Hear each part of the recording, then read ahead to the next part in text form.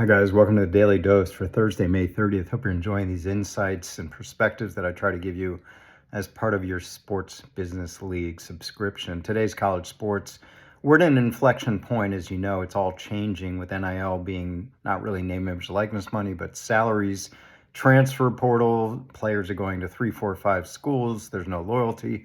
Everything's a one-year deal. Now we hear about a big-time settlement. Let's get into it. There's so much to unpack. Here are some basics. The NCAA will settle a few of these big antitrust cases for a tab of what's reported to be about $2.8 billion. They're doing so because they're estimating and telling their members if we continue litigation, it could cost us up to $20 billion. So $2.8 billion will be paid out to litigants in the House case, in the Carter case, another case.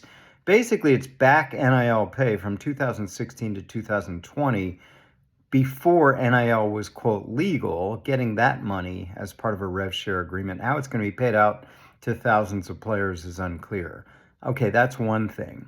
Another thing is that there will be some kind of revenue share model where players will share in the revenues and be paid anywhere from 18 to 22 million, at least for the big time schools. And that's what's being reported as some kind of salary cap without being a salary cap. And I'll get to more of that in a minute. Another part of this is instead of scholarship limits, we'll have roster limits. So we won't have a football team now with 85 scholarships, yet 120 players. We'll have a football team with 85 players. And if you want to make them all scholarship, great. If you don't, great. But it's going to get rid of walk-ons in some effect. I have so many questions about this. First of all, there are other lawsuits. Some are involving unionization. Some are involving whether players can get Federal Labor Safety Act protections, such as health and safety. Whether players are employees, that's all still out there, as are other antitrust lawsuits. What happens to them? What happens to players, student athletes who opt out? They don't want in this settlement. They can still sue.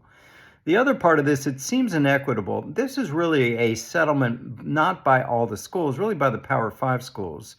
The Big 12, the Pac-12 before it was the Pac-2, the Big 10, the ACC, and the SEC. It's not clear how the benefit's going to go to other schools that are not primarily attuned to football, including the Big East. So what's going to happen? Are they going to have to foot how much of the bill? And what about revenue sharing for them? Which leads to the big concern. What happens when schools can't afford to pay these prices? Football and big-time basketball seem protected, but will it affect other sports? Will non-revenue sports have to go club, or in some cases be terminated entirely? That's a fear because the money is not going to be unlimited.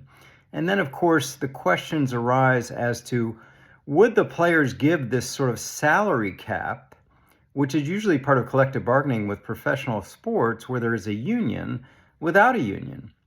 So right now it's anarchy, which is great for the players. They can make what they want. They have bidding from everyone. There's no free agency restrictions. There's no cap. There's no draft.